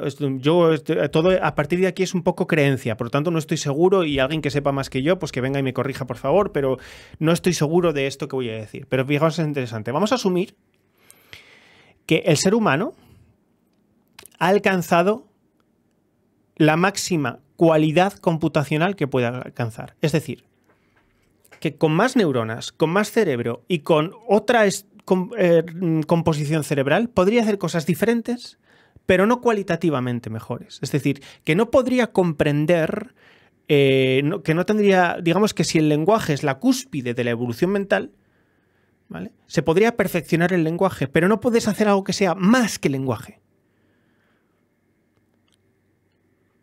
¿Vale? Porque podríamos tener computación mejor, más capacidad de comprensión, pero ya está. Simplemente sería, a partir de esta evolución, toda evolución sería cuantitativa, no cualitativa. Esa es una posibilidad. No lo sabemos. O al menos yo creo que no lo sabemos. Si lo sabemos, si alguien sabe si lo sabemos o no, que me lo diga, por favor. Pero cognitivamente, ¿vale?, estamos a un máximo. a partir del cual cualitativamente ya no podemos dar un salto hacia arriba, sino que podemos decir que cuantitativamente podemos pensar mejor, más rápido, más no sé qué, más inteligente, pero no podemos concebir más. Un, digamos, cerebro más complejo, más grande, no tendría por qué darnos una concepción, por ejemplo, de ver la cuarta puñetera dimensión. Porque sería una imposibilidad física. Eso está la diosa, sí. Entonces, ¿qué quiero comprender? Por ejemplo, los entresijos de la materia cuántica, yo qué sé. Entonces, vale, puedo comprenderlo, sí, pero puedo comprenderlo y sería simplemente es comprender más, pero no sería comprender mejor, no sería un mejor comprender, un más comprender. No habría una éxtasis cognitiva en la que nuestra mente saltara a una nueva revelación, se abriera y de repente percibiera una dimensión más de las que ya percibe. La película presume dos cosas, ¿vale? Que más inteligencia es capaz de presumir, de aprender más mundo, más universo, más. Te permite, evidentemente, saltar, pero presume que se puede aprender un lenguaje que esté por encima de tus posibilidades cognitivas. Y eso es mucho presumir. Por ejemplo, ¿podéis enseñar a un perro un lenguaje humano? No. ¿Podéis enseñar a un humano un lenguaje extraterrestre? ¿Por qué sí? ¿Por qué no? La cosa no está clara. Y la cosa no está clara porque la tecnología que nos permitiría decodificar el lenguaje, esa decodificación del lenguaje de los extraterrestres, nos permitiría utilizar una máquina para traducir entre nuestras representaciones y sus representaciones. Pero a ellos, aunque nosotros podríamos traducir sus representaciones a lo más parecido a las nuestras representaciones para ellos serían en realidad como torpes palabras que apenas tienen contenido. Y seríamos como bebés hablando a los adultos. O como perros ladrando, que saben pedir tres cosas, ¿entendéis? No podríamos utilizar las categorías mentales en los extraterrestres, porque no podíamos aprenderlas, porque no tendríamos la capacidad cualitativa de utilizar esas categorías mentales. Entonces, que pudiéramos traducirlas, sí, porque computacionalmente las máquinas sí podrían ayudarnos a eso. Porque es una cuestión de computación. Entonces, las máquinas podrían, la tecnología podría ayudarnos a comprender un lenguaje extraterrestre, porque podría ayudarnos a decodificarlo. Porque eso se puede hacer con inteligencia artificial. Con inteligencia artificial, con lo que sea, con técnica, ¿vale? Con maquinaria, con ordenadores. Pero tendría que traducirlo a categorías humanas, categorías lingüísticas humanas, es decir, modelos cognitivos humanos. Y esos modelos cognitivos humanos, cuando los tradujéramos a extraterrestres y los traducimos a heptápodo, los heptápodos, o sea, nunca jamás podríamos emitir categorías de la misma cualidad que tienen los heptápodos. Nunca podríamos hablarles con la misma riqueza con la que hablan ellos, ni de coña. Estaríamos limitados por nuestra capacidad máxima de representación cualitativa. ¿Comprendéis? Entonces, la película lo que hace es presumir que se puede aprender un lenguaje cuyas categorías mentales son cualitativamente muchísimo más complejas, están en un salto por encima.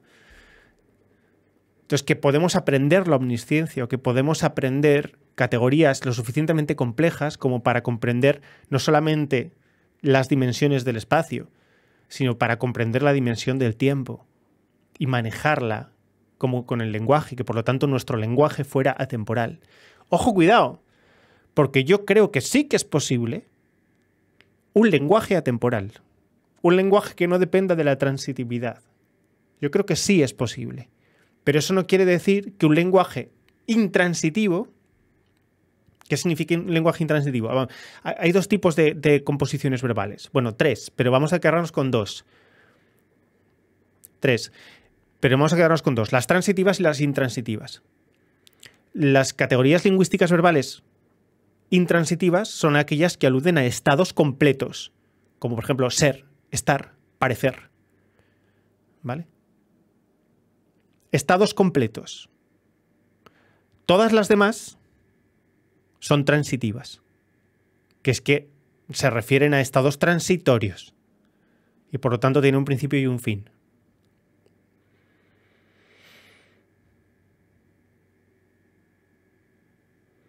¿Qué ocurre? Que se puede hacer un lenguaje únicamente con categorías transitivas, o sea, intransitivas. Yo creo que sí, ¿vale? Otra gente puede que crea que no, pero yo creo que sí. Comunicarse con las matemáticas, aunque no sé si catalogarlo como la forma más básica o más elaborada de comunicarse. No es ni más básica ni es más elaborada, simplemente sería otra forma de lenguaje. O sea, las matemáticas son una forma de lenguaje, lo que no es una forma de lenguaje verbal, pero es un lenguaje. Por lo tanto, ¿puedes transmitir categorías cognitivas con matemáticas? Rotundamente sí, porque las matemáticas son categorías cognitivas. ¿Por qué con máquinas seríamos capaces de traducir burdamente su lenguaje, pero no seríamos capaces de producirlo? No se puede usar el proceso inverso. Acabo de decir que literalmente no se puede. O sea, con máquinas podíamos coger su lenguaje y traducirlo a nuestras categorías, pero tú no puedes crear categorías que no eres capaz de concebir.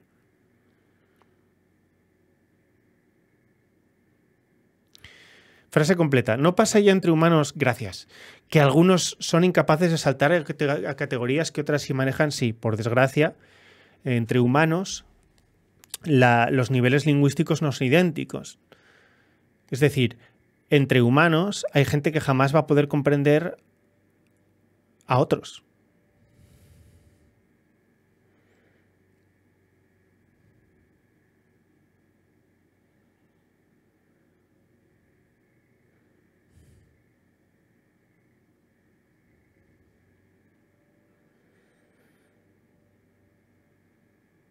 Yo, por ejemplo, unicornio, hay ciertas cuestiones que no puede comprender. Nosotros hay ciertas cuestiones de unicornio que tampoco podemos comprender, porque sus modelos cognitivos son cualitativamente diferentes a los nuestros. O, por ejemplo, un psicópata, hay categorías afectivas que no puede comprender, como el concepto de piedad, la sensación de piedad. No puede. Y luego entre humanos existen categorías que están moduladas. ¿Qué es una categoría modulada? Fijaos. En España tenemos un verbo intransitivo que se llama verbo ser. ¿Vale? Un verbo que se llama ser. Los japoneses no tienen verbo ser. Tienen la misma categoría lingüística, o sea, tienen la misma categoría cognitiva de ser, pero no tienen la misma categoría lingüística. Porque el ser en los japoneses no se expresa como un verbo. El ser en los japoneses, lingüísticamente hablando, se expresa como una partícula complementaria al nombre o al adjetivo. Es una partícula, es una palabra, un término, un símbolo, una sílaba, pero no es un verbo.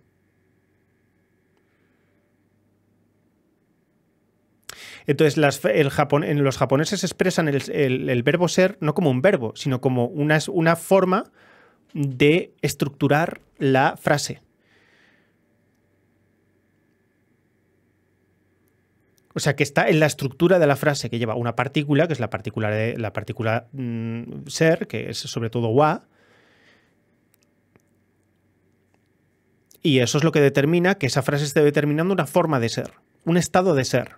Esto está siendo. Cuando dices esto es no sé qué, ¿vale? Lo que estás diciendo es no sé qué en estado de ser. Sería algo parecido a existencia. ¿Sabéis qué tercera forma hay de hacerlo? Las matemáticas. Cuando tú quieres un teorema, elaborar o desarrollar una teoría matemática o un enunciado matemático, tienes que partir de lo que se llama un teorema formal. ¿Vale? O si queréis, vamos a decir tautología. Que es, por ejemplo, dado un conjunto A, dices, ¿cómo que dado un conjunto A? Es lo mismo que decir, el conjunto A existe. Dices, sí, ya, pero ¿y qué? Dices, no, digo, existe A. Dices, bueno, ¿pero qué quieres decir con eso? ¿Cuál es el predicado? Dices, bueno, no lo sé, no tiene predicado. Entonces es una frase que tiene sentido, o sea, que tiene sentido y que es un sujeto y un predicado incompleto. A es. ¿Por qué A es un predicado incompleto? Porque el verbo ser, tú siempre necesitas un complemento a los verbos intransitivos. No se puede ser, se puede ser algo. ¿vale? Entonces, en matemáticas existen la posibilidad de que el estado de ser sea intransitivo. Tanto es así que los estados de ser en matemáticas son intransitivos. Por ejemplo, existe, o dado, o sea.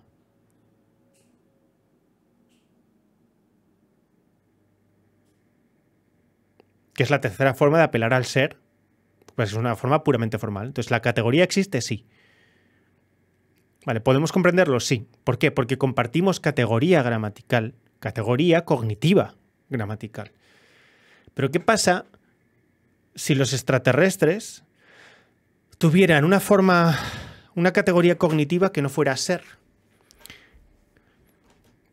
Primero, los extraterrestres no tienen categorías transitivas. No las tienen. Solo tienen categorías intransitivas. Y además de las categorías intransitivas, tienen unas categorías cerositivas, cero transitivas, que son como menos aún, que son incomprensibles para nosotros, que es algo que es, será y ha sido al mismo tiempo. Eso es lo que tienen los extraterrestres en esta peli.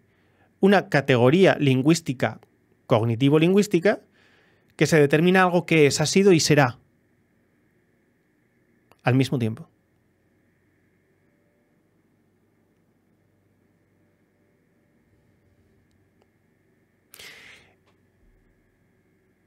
Lo vamos a dejar aquí, porque ahora vamos a resolver dudas. Necesito que me digáis que lo habéis entendido, y si no lo habéis entendido lo voy a explicar. Si no se entiende esto, no vamos a entender la peli. ¿Y qué tiene que ver con la diosa? Podemos entender algunas cosas, pero no todas.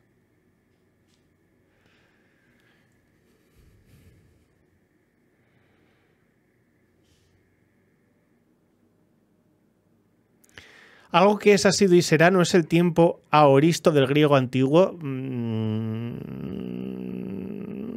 Lo más parecido es el ciclo cosmogónico, pero no, porque en realidad no es una categoría lingüístico-cognitiva, Ángel. Porque tú no concibes las cosas que son, han sido y serán.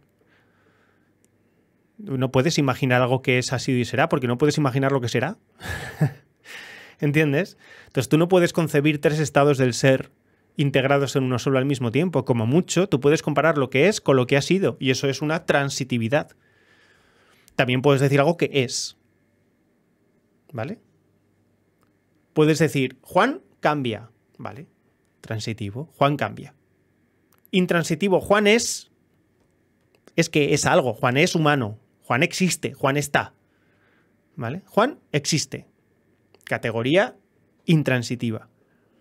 Pero ¿qué ocurre con una categoría que te dice al mismo tiempo lo que es, lo que ha pasado y lo que va a ser? Y la relación de lo que va a ser con lo que ha pasado. Es una categoría que se cierra circularmente. Por eso el lenguaje es circular. El lenguaje de los heptápodos.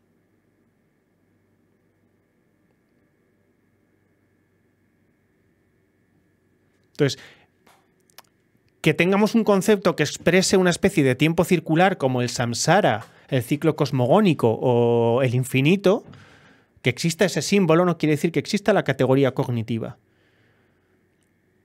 Tú no puedes concebir el infinito porque no tienes categoría cognitiva de infinito. Tú tienes un símbolo y un mito sobre el infinito que es aquello que no acaba nunca. Pero ¿cómo que es eso de que no acaba nunca? Pues eso. No tienes categoría cognitiva de infinito.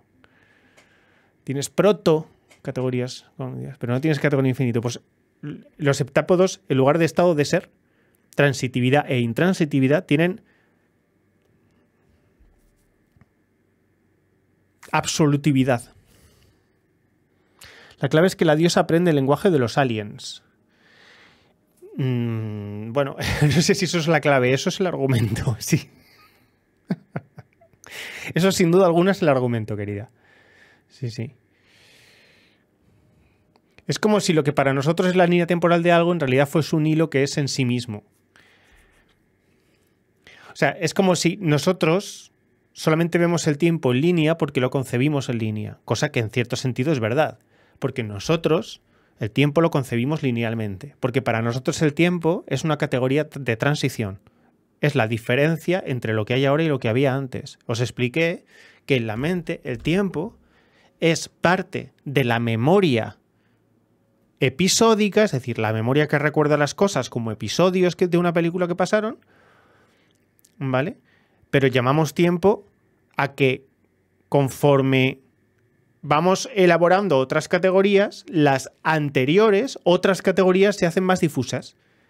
Y por lo tanto decimos que ocurrieron antes. Nuestra sensación de tiempo tiene que ver con la degeneración de nuestras propias representaciones. Entonces llamamos tiempo a la diferencia entre una representación que sabemos que es próxima a la hora, porque tiene una relación de cercanía con la realidad actual, y representaciones que sabemos que son fantásticas, pero que ocurrieron. ¿Cómo no podemos entender el infinito si tenemos palabra para ello? Yo no he dicho que no lo puedas entender. He dicho que tú no tienes categoría cognitiva infinita.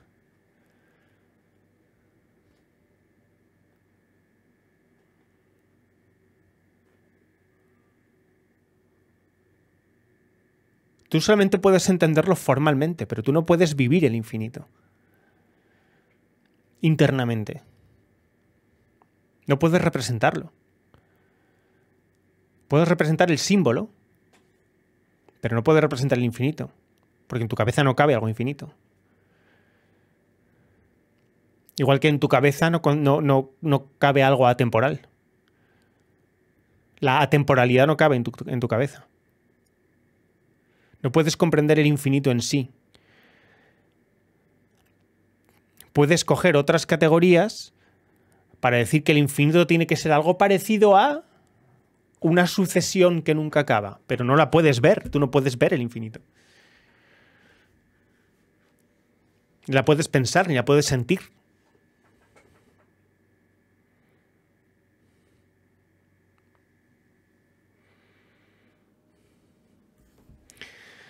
Como en los mapas de los videojuegos, a mayor tamaño más RAM necesita. A nosotros nos falta RAM para procesarlo más allá de una representación.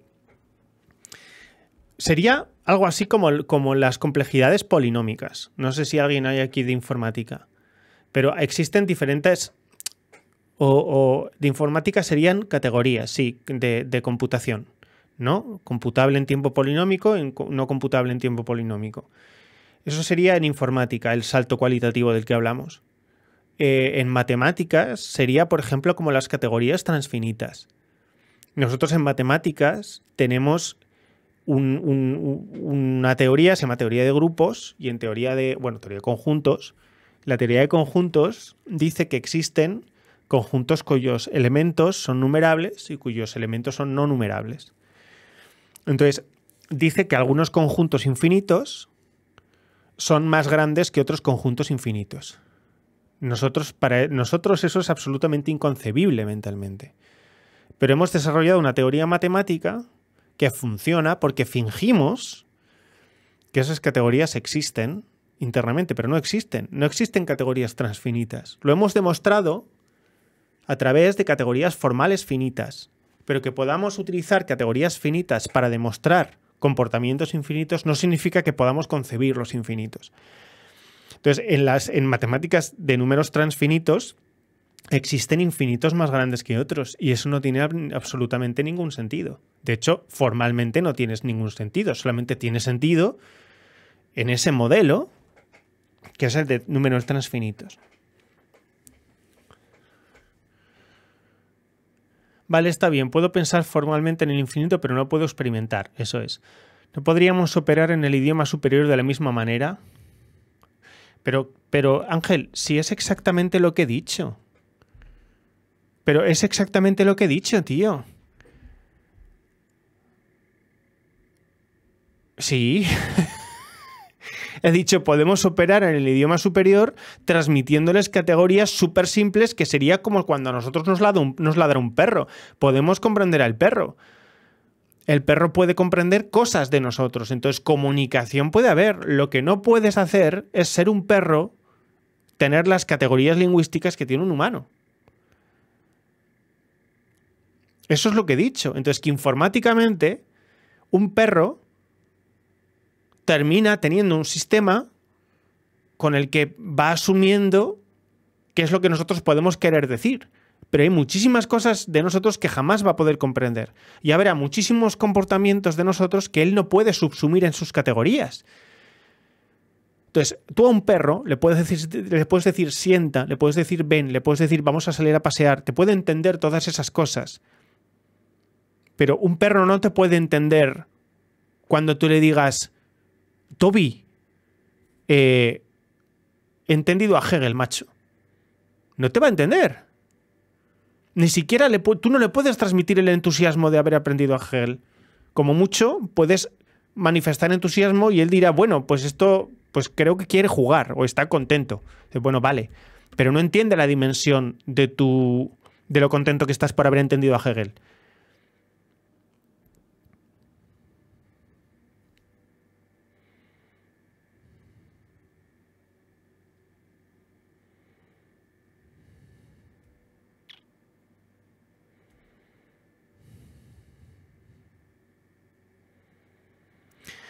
Pero en la peli la mujer tampoco acaba entendiendo plenamente el idioma. No has entendido. La película, no hace falta que entiendas plenamente el idioma. La película asume que la mujer termina integrando la categoría cognitiva transfinita. O sea, en la película la mujer termina pensando y elaborando categorías que son independientemente del tiempo. Entonces, para la mujer, cuando concibe, conforme va aprendiendo el lenguaje, lo que va ocurriendo en su mente es que empieza a tener recuerdos de cosas que todavía no han pasado. Eso es lo que ocurre. Entonces, lo que está haciendo está absorbiendo, creando categorías mentales que son atemporales. Y por lo tanto, para ella el tiempo deja de ser una restricción y por lo tanto pasa a poder comprender el futuro. Porque como el lenguaje que está aprendiendo es atemporal y no está limitado por la transitividad, que es que el tiempo es una línea recta y solamente puedes comprender del punto actual hacia atrás, ella empieza a comprender lo que ha pasado como parte de una misma frase larguísima que termina en cómo las cosas pasarán. Entonces, si tú aprendes a decir lo que te ha ocurrido en lengua de los heptápodos, en el momento en el que aprendes a decir en heptápodo lo que ha ocurrido, ya sabes decir lo que ocurrirá, porque forma parte del mismo verbo. Voy a poner un ejemplo tonto. Imagina que existe un botón. Eso es. Entonces, eso es. Nosotros tenemos que hacer ficciones sobre el infinito. Ahí está. Entonces, el infinito es una ficción, es una presunción. Y podemos operar con presunciones que no concebimos. Pero que puedas operar con una presunción no significa que la concibas. Bueno, pues esta mujer, ¿vale? Conforme aprende el idioma de los extraterrestres, los idiomas de los extraterrestres lo que hacen es, quiero que te imagines que los verbos, en lugar de expresar una acción, expresan una línea temporal entera. Cada verbo es una línea temporal entera. Por tanto, un verbo heptápodo expresa un pasado, un presente y un futuro. Por lo tanto, si aprendes a decir lo que ha pasado en heptápodo, también sabes decir lo que va a ocurrir. Porque la misma palabra, ¿vale?, te dice lo que va a ocurrir. Entonces, tu pensamiento es atemporal, lo que significa que vas pensando en líneas de realidad y cada vez que concibes una línea de realidad, la concibes en toda su extensión, pasado, presente y futuro.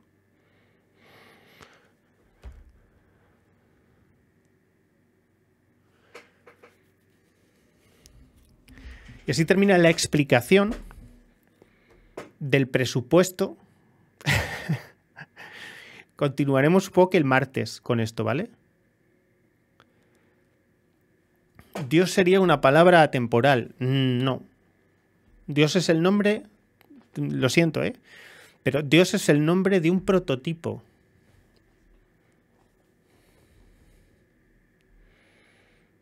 Dios es un prototipo que corresponde a un arquetipo que algunas personas conciben y otras personas no conciben. Es un arquetipo, de hecho, del que la historia de la humanidad dice que no se puede concebir, solamente se puede revelar. Por lo tanto, si Dios se te revela, tienes un éxtasis y entonces ves no, sino que concibes a Dios y entonces tu mente como que se abre de alguna forma. Lo más parecido que tenemos en los seres humanos de acceder a categorías superiores es mediante las drogas que limitan, que apagan ciertas partes de la mente que son restrictivas de la cognición, que eso no es exactamente cierto, pero bueno. ¿Cómo se originaron nuestras categorías mentales? Nadie lo sabe. Eso no se sabe. Yo tengo yo tengo teorías, hay otra gente que tiene otras teorías, yo tengo teorías. ¿Qué teorías son? Yo tengo una teoría evolutiva sobre cómo se originaron las tres categorías fundamentales o los tres campos categóricos fundamentales que son el imaginario, el formal y el afectivo. Entonces, cada uno de esos campos, cada una de esas componentes del pensamiento tiene un origen evolutivo. Pero las categorías mentales, estoy en ello. Estoy en ello. De hecho, estoy identificando, y esto lo hemos hecho alguna vez aquí en el stream, identificando algunas categorías fundamentales transmitológicas, es decir, que existen en todos los mitos, que tienen que corresponder a categorías biológicas fundamentales. Hay unos libros muy complicados sobre esto al respecto. Si a alguno le apetece leer en inglés sobre categorías lingüísticas a nivel biocognitivo, pues que me diga y le paso lecturas, pero bueno, bien, yo os paso lo que sea. Además me sirve porque ahora tengo que escribir, sé que tengo muchas cosas que hacer, pero ¿os acordáis que me propusieron hacer un máster? Bueno, pues una de las cosas, tengo que escribir un manual de cada una de las cosas de las que va a ir el máster. Y una de ellas es matemáticas. Entonces estoy con el programa, el programa del máster, estoy con el índice de un manual de teoría de conjuntos, de lógica de conjuntos. ¿Qué nivel de inglés es necesario? No lo sé. No lo sé, no sabría decirte, Ángel, qué nivel de inglés es necesario. ¿Científico?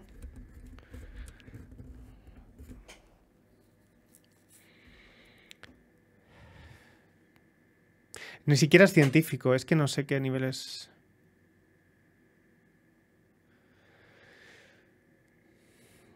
No lo sé, porque no lo sé. O sea, no tengo ni idea, de verdad que no tengo ni idea, ni puta idea. Porque, por ejemplo, el nivel de inglés tienes los niveles de idiomas latinos y sajones, y encima de los sajones, los nórdicos, que no sé cómo se llaman, creo que nórdicos, no sé, tienen un nivel de vocabulario, que eso depende del campo, pero puedes hablar de forma muy sencilla con un vocabulario complejo. Pero luego es que hay algunas expresiones que son un poco más complejas en inglés, entonces no depende tanto del léxico, sino de algo que va un poquito por encima del léxico. Entonces, y para mí el nivel de un idioma es eso, la complejidad gramatical, no el léxico, porque el léxico te lo aprendes, ¿no? El vocabulario te lo aprendes. ¿Te interesa lo de la teoría de conjuntos? Bueno, lo de la teoría de conjuntos, cuando termine el manual, Hola, Dan Castro. Yo tengo dos libros que son la madre del cordero de teoría de conjuntos, que son uno que se llama Lenguaje Matemático, Conjuntos y Números, y otro que se llama, que es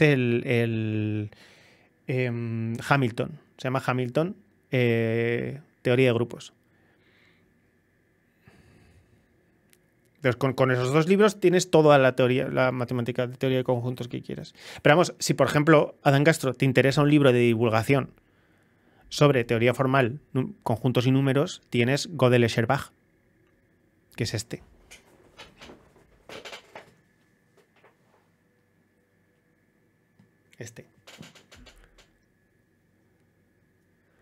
Ahora bien, es gordo, ¿eh? Es decir, son 900 páginas, 800 y pico páginas, no sé cuántas, 800 y pico. Y no es ligero. Y esto es divulgación, ¿eh? Y luego tienes, en teoría de grupos, yo recomiendo esto, Lenguaje Matemático, Conjuntos y Números, este de aquí, que es de Miguel Delgado Pineda y María José Muñoz Bouzo, que son profesores de la UNED. Entonces, este es el manual de primero de matemáticas de UNED. Recomendadísimo. Muy bueno, buenísimo. Y este, Hamilton, que es lógica para matemáticos. No es de lógica. Bueno, a ver, evidentemente toda teoría de grupos es lógica. ¿vale? Pero esto es difícil. Esto es lo más difícil que he leído yo nunca. Más que he leído física más fácil que esto. O sea, he leído física cuántica, me refiero cuántica, teorías más difíciles que esta mierda. O sea, más fáciles que esta mierda, ¿vale? O sea, te tiene que gustar mucho.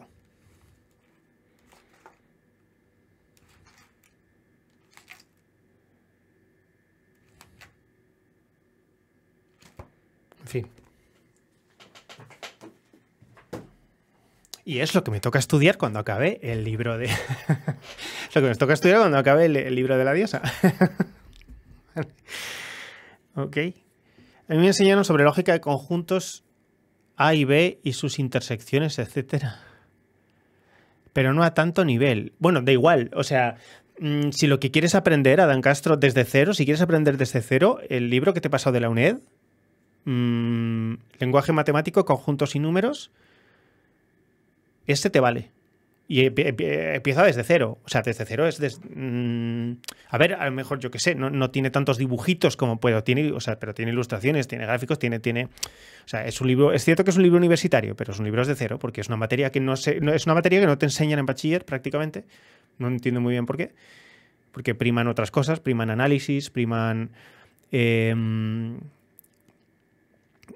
álgebra lineal, pero no tocas álgebra de conjuntos, por ejemplo, muy poco, o una mierda. Y es la madre del cordero de las matemáticas, la álgebra de conjuntos. Y luego el análisis. De hecho, quiero decir, el álgebra lineal es una aplicación. Entonces,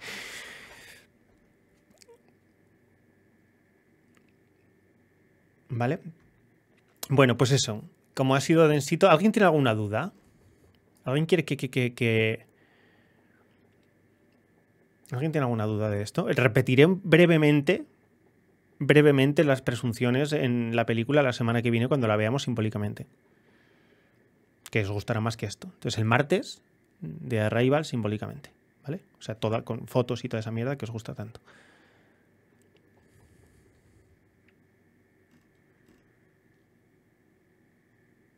Bueno, hemos aguantado 40 personas esta mierda, ¿eh?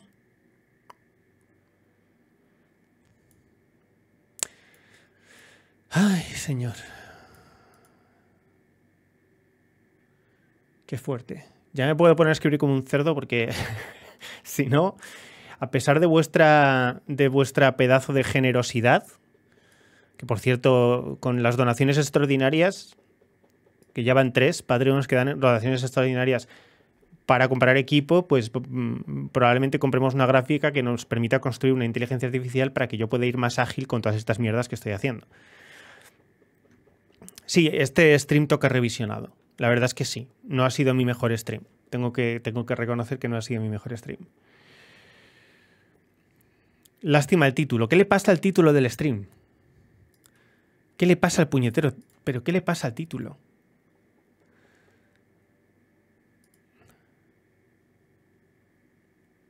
No, por mi cumpleaños no tenéis que mirar nada de nada. Sin creatividad, soso frío, sin alma. Tú sí que eres soso frío y sin alma. Oye, y por cierto, vendrá Matria a chatear con Nos. Nos es yo en majestático. Se siente. No. Que no, coño, que no. Tú, con todas las ganas que tienes de hacer regalos, ya puedes haber ahorrado. Cabrón. Has definido las categorías lingüísticas representacionales, has explicado saltos de categorías, relación entre formal y concepción de realidad. Sí, sí, yo creo que sí, hemos hecho eso, ¿no? He explicado qué es una teoría lingüística, qué tal, ¿no? Bueno, a ver, sí, no lo sé. No lo sé. Bueno, si os ha gustado, os ha gustado. Si os ha gustado, vosotros sabréis. Es que si profundizo, creo que es muy complicado. Y si no profundizo, creo que no cuento nada. Entiende que nos acostumbraste a títulos rimbombescos, a ese, no sé cuál, pero ¿cuál es el título que tiene este stream? La llegada parte... Ah.